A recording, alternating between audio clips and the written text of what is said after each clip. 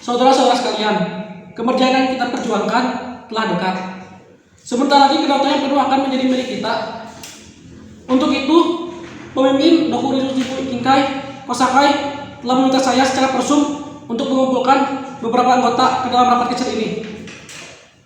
Saudara-saudara, disinilah kita bersama membuat stip dasar kemerdekaan, di mana segmen ini intinya akan menjadi dasar yang kuat untuk menopang kemerdekaan.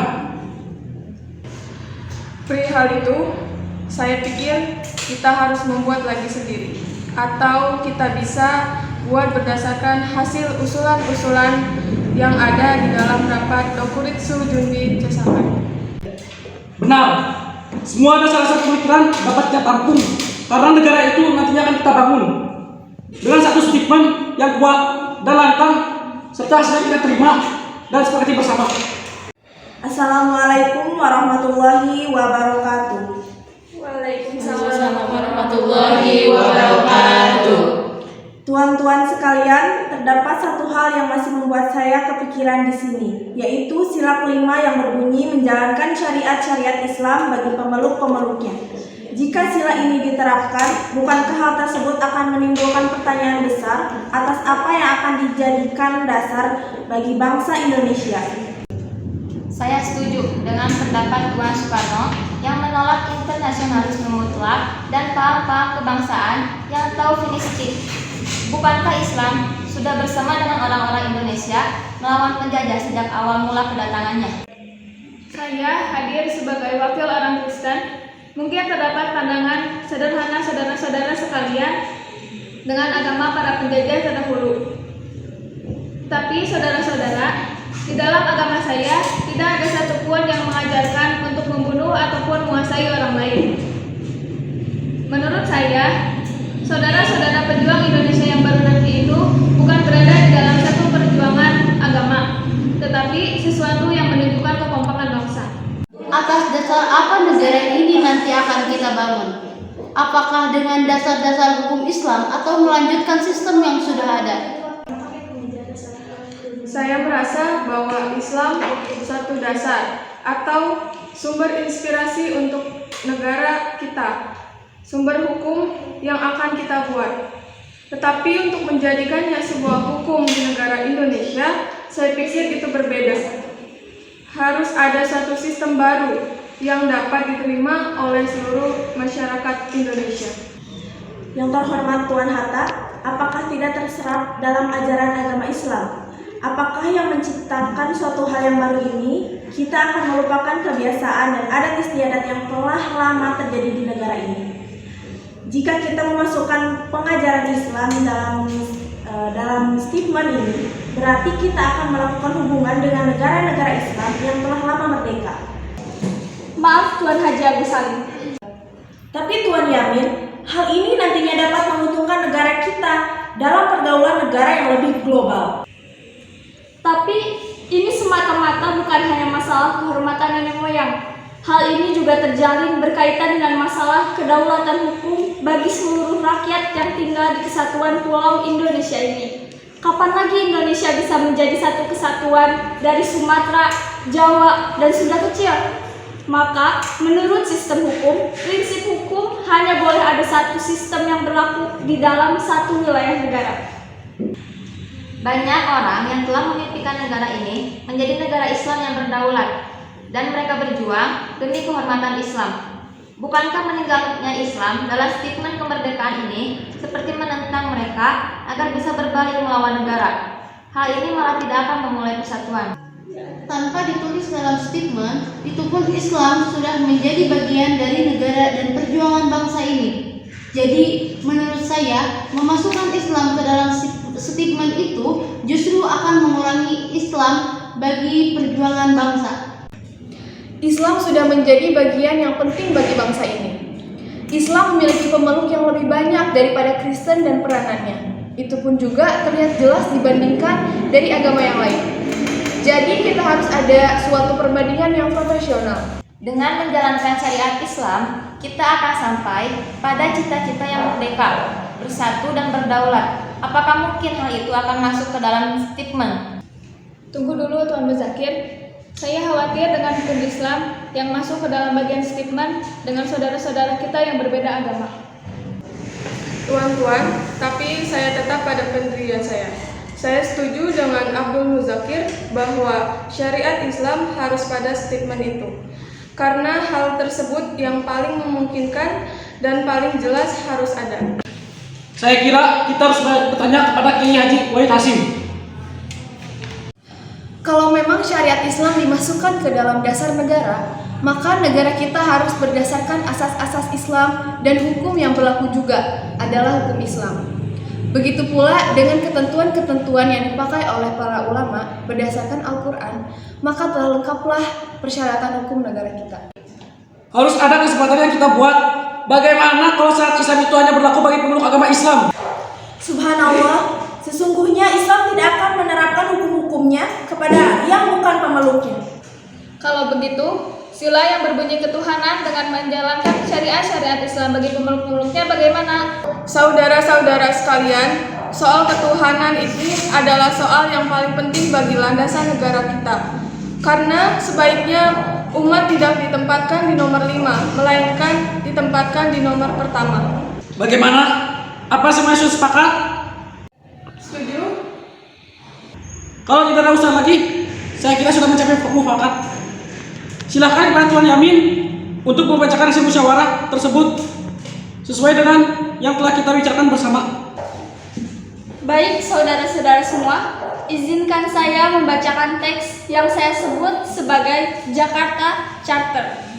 Demikian bunyinya, bahwa sesungguhnya kemerdekaan itu ialah hak segala bangsa, dan oleh sebab itu maka penjajahan di atas dunia harus dihapuskan karena tidak sesuai dengan pri kemanusiaan dan pri keadilan. Dan perjuangan pergerakan kemerdekaan Indonesia telah sampailah kepada saat yang berbahagia dengan selamat sentosa menghantarkan rakyat Indonesia ke depan pintu gerbang negara Indonesia yang merdeka, bersatu, berdaulat, adil dan makmur. Atas berkat rahmat Allah yang Maha Kuasa dan dengan didorong oleh keinginan luhur supaya berkehidupan kebangsaan yang bebas, maka rakyat Indonesia menyatakan dengan ini kemerdekaannya. Kemudian daripada itu, untuk membentuk suatu pemerintah negara Indonesia merdeka yang melindungi segenap bangsa Indonesia dan seluruh tumpah darah Indonesia, dan untuk memajukan kesejahteraan umum, mencerdaskan kehidupan bangsa, dan ikut melaksanakan ketertiban dunia berdasarkan kemerdekaan, perdamaian abadi, dan keadilan sosial. Maka disusunlah kemerdekaan kebangsaan Indonesia itu dalam suatu hukum dasar negara Indonesia yang terbentuk dalam suatu susunan negara Republik Indonesia yang berkedaulatan rakyat dengan berdasarkan kepada ketuhanan dengan kewajiban menjalankan syariat Islam bagi pemeluk-pemeluknya menurut dasar kemanusiaan yang adil dan beradab, persatuan Indonesia, dan kerakyatan yang dipimpin oleh hikmat kebijaksanaan dalam permusyawaratan perwakilan, serta dengan mewujudkan suatu keadilan sosial bagi seluruh rakyat Indonesia. Ini adalah hasil musyawarah dari aliran-aliran kebangsaan dan Islam. Kita telah mencapai keputusan yang benar. Hari ini kita sudah selangkah lebih dekat kepada kemerdekaan. Alhamdulillah. Hadirin yang terhormat, Beta usul. silahkan. Beta mewakili rakyat Indonesia bagian timur sing setuju dan menolak Jakarta Center jika di dalamnya tertulis kata-kata ketuhanan dengan kewajiban menjalankan syariat Islam bagi pemeluk-pemeluknya. Ento itu akan dijadikan pria yang berhukum negara Indonesia. Maka kita orang memisahkan diri dari negara Indonesia. Kita orang bisa merdeka sendiri toh? Baik, terima kasih saudara-saudara. Ini adalah masalah yang sangat usil. Untuk itu, saya mohon kepada Hatta, Ki Bagus, dan Kiai Haji Wahid Hasim untuk bermusyawarah secara cepat. Saya persilakan. Saudara sekalian, bagaimana dengan aspirasi yang kita kemukakan tadi? Apakah kita akan meninggalkan saudara-saudara kita? Kita berada di Indonesia bagian timur yang bertahan dengan 7 kota tersebut. Bukankah statement ini sudah menjadi kesepakatan antara golongan Islam dengan golongan kebangsaan? Kita harus memandang ke depan. kita harus mempertimbangkan kemungkinan perpecahan Indonesia. Sekali lagi, mempertimbangkan bentuk negara republik yang berdasarkan permusyawaratan dan perwakilan. Untuk itu, saya harap Ki Bagus bisa memahami pendapat Tuan Hatta. Islam tidak menjadi kekuatan yang menindas minoritas. Allah telah berfirman dalam surat Al-Kafirun yang berarti, untukmu agamamu dan untukku agamaku. Saya berharap kepada saudara, toleransi memang harus dikedepankan dalam negara ini. Alhamdulillah, demi kesatuan dan persatuan bangsa Indonesia kita, saya setuju untuk menghapuskan 7 kalimat tersebut. Subhanallah, alhamdulillah, terima kasih. Terima kasih atas keikhlasan hati tuan-tuan di dalam bermusyawarah.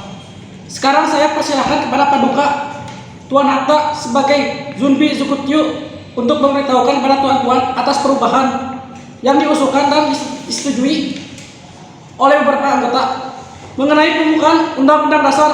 Saya persilakan Tuan Hatta. Tuan yang mulia, sidang yang terhormat, berhubung suasana yang sudah terjadi sampai sekarang dan juga waktu bersejarah yang tiba kemarin sudah nyata, bahwa lebih baik kita kembali pada parel pertama yang akan saya bacakan di sini.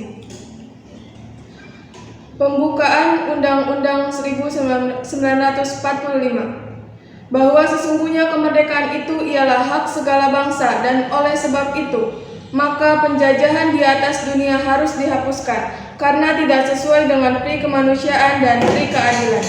Dan perjuangan pergerakan kemerdekaan Indonesia telah sampai kepada saat yang berbahagia dan selamat sentosa mengantarkan rakyat Indonesia ke depan pintu gerbang kemerdekaan negara Indonesia yang merdeka, bersatu, berdaulat, adil dan makmur atas berkat rahmat Allah yang Maha Kuasa dan dengan didorongkan oleh keinginan luhur supaya berkehidupan kebangsaan yang bebas, maka rakyat Indonesia menyatakan dengan ini kemerdekaannya. Kemudian daripada itu untuk membentuk suatu pemerintah negara Indonesia yang melindungi segenap bangsa Indonesia dan seluruh tumpah darah Indonesia dan untuk memajukan kesejahteraan umum, mencerdaskan kehidupan bangsa dan ikut melaksanakan ketertiban dunia yang berdasarkan kemerdekaan, perdamaian abadi dan keadilan sosial. Maka disusunlah kemerdekaan kebangsaan Indonesia itu dengan suatu Undang-Undang Dasar Negara Indonesia yang terbentuk dalam suatu susunan negara Republik Indonesia yang berkedaulatan rakyat dengan berdasarkan kepada ketuhanan yang Maha Esa, kemanusiaan yang adil dan beradab, persatuan Indonesia dan kerakyatan yang dipimpin oleh hikmat kebijaksanaan dalam permusyawaratan perwakilan, serta dengan mewujudkan suatu keadilan sosial bagi seluruh rakyat Indonesia. Hadirin sidang yang terhormat, demikianlah pembukaan itu dan sebagian tadi yang telah disampaikan oleh Paduka Zunbi Zukutyu. Diharapkan supaya usulan tersebut sudah dapat mungkin dengan cara kilat kita bisa terima. Terima kasih. Sidang saya tutup.